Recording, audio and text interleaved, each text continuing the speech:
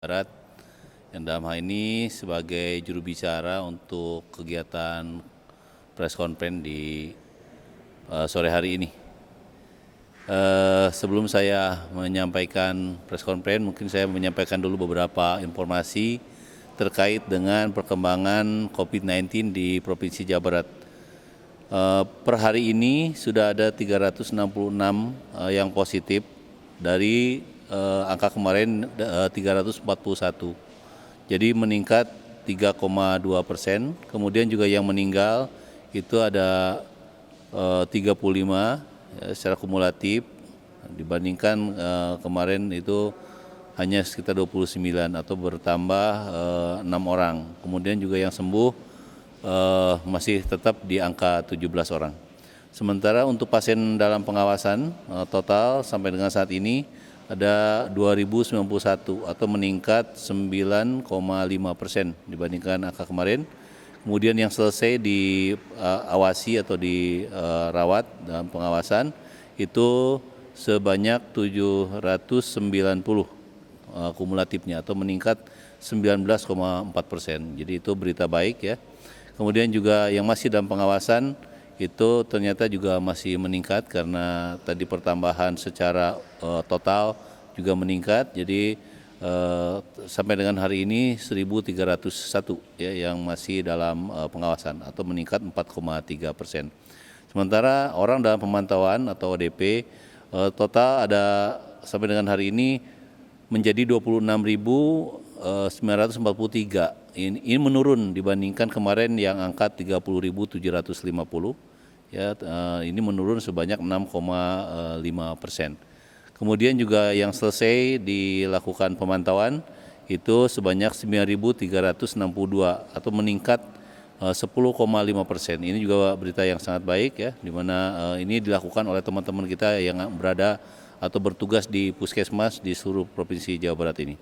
Kemudian yang masih dalam pemantauan yaitu sebanyak 17.581 atau ini juga menurun sebanyak 13,5% ya, karena kemarin itu di angka 23.000 lebih.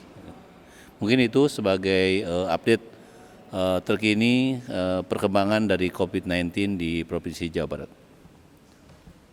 Ada pertanyaan, Pak? Ya. Bagaimana update usulan untuk PSBB Jabodetabek? Apakah sudah mendapat persetujuan dari Kementerian Kesehatan? Dan apakah akan ada bantuan dari pemerintah pusat atau provinsi untuk membantu pelaksanaan PSBB di Bodebek? Ya. Jadi untuk pelaksanaan PSBB di Bodebek sebagai daerah penyangga ibu kota yang kemarin itu sudah mengusulkan baru 2 daerah ya yang secara lengkap melampirkan persyaratan untuk dilaksanakannya PSBB di kedua daerah tersebut.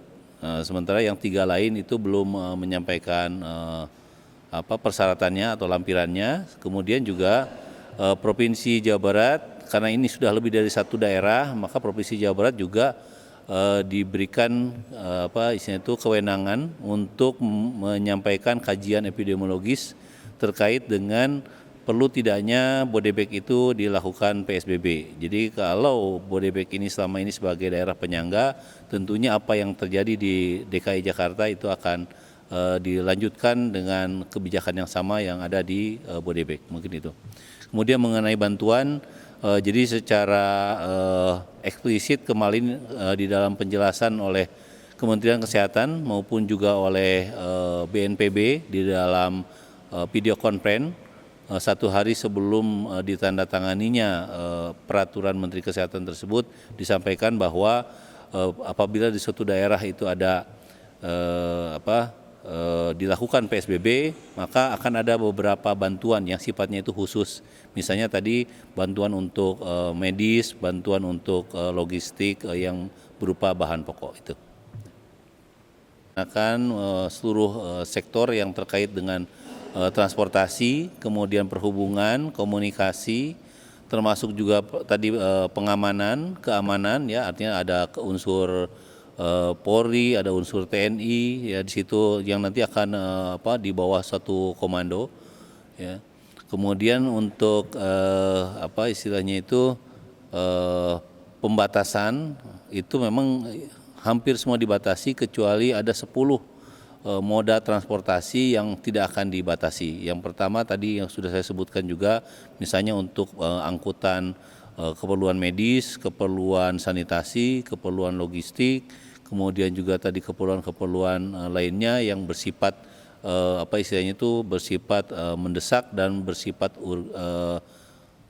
hak dasar atau pemenuhan kehidupan dasar bagi masyarakat yang melakukan PSBB tersebut.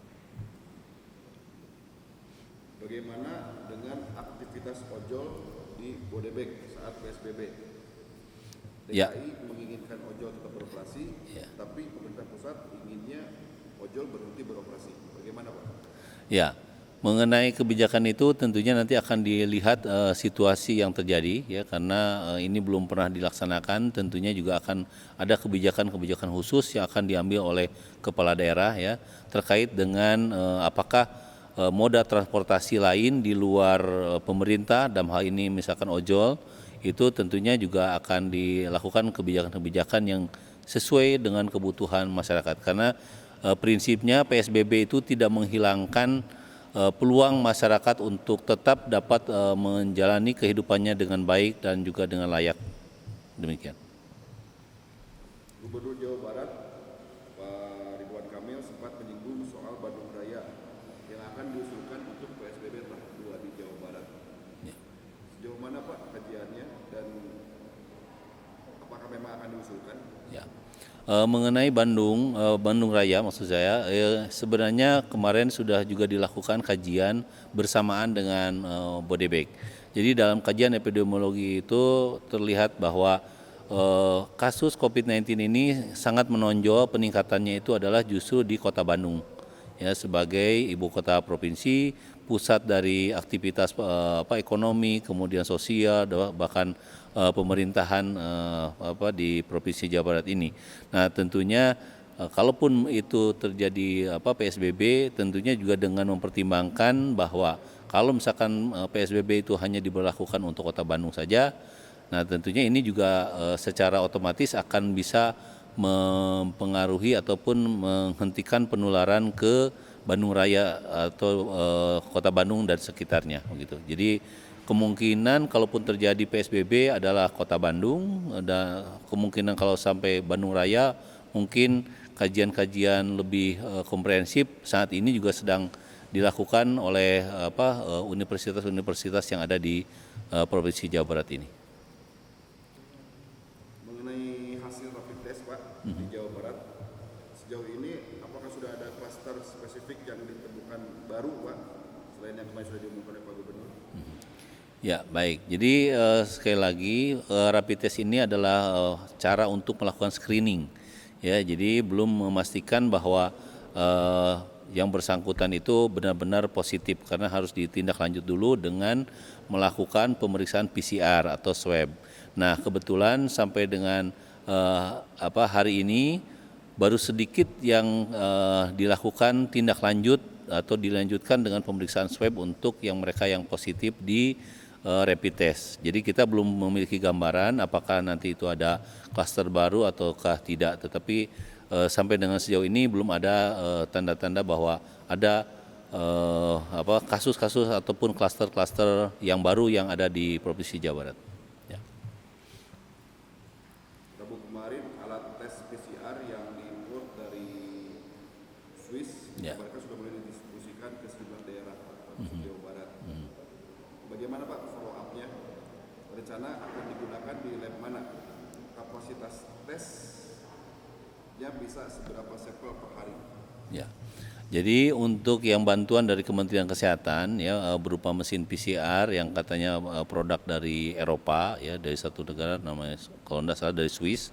Itu untuk Jawa Barat sampai dengan saat ini belum kita terima ya. Tetapi yang sudah kita terima di Laboratorium Kesehatan Daerah Jawa Barat itu adalah mesin PCR yang kita beli ke negara lain, ke luar negeri ya, dan kebetulan tadi waktu kita melakukan uji coba untuk peningkatan kapasitas layanan PCR di Kesda Jawa Barat, Pak Gubernur hadir secara langsung dan beliau sangat terkesan karena dari kapasitas tadinya hanya bisa melakukan pemeriksaan 120 sampel setiap harinya, dengan dioperasikannya mesin-mesin yang baru datang itu ditambah lagi dengan mesin ekstraksi, kita sudah bisa mencapai 1.400 sampel dalam satu hari. Jadi mudah-mudahan dengan bertambahnya kapasitas ini yang cukup luar biasa penambahannya, ini kita bisa menghilangkan bottleneck yang terjadi terutama pada saat proses ekstraksi. Gitu. Terakhir Pak, pertanyaannya, Kapolda Jabar bakal terapkan patroli malam berskala besar sebagai pengganti jam malam. Bagaimana Pak tanggapannya? Ya, jadi mengenai patroli malam itu sendiri memang sudah dibicarakan di dalam gugus tugas, dan tentunya ini akan ditindaklanjut dengan berbagai langkah-langkah persiapan, ya, termasuk juga sosialisasi kepada masyarakat untuk nantinya masyarakat bisa bersama-sama dengan aparat menjaga ketertiban ini.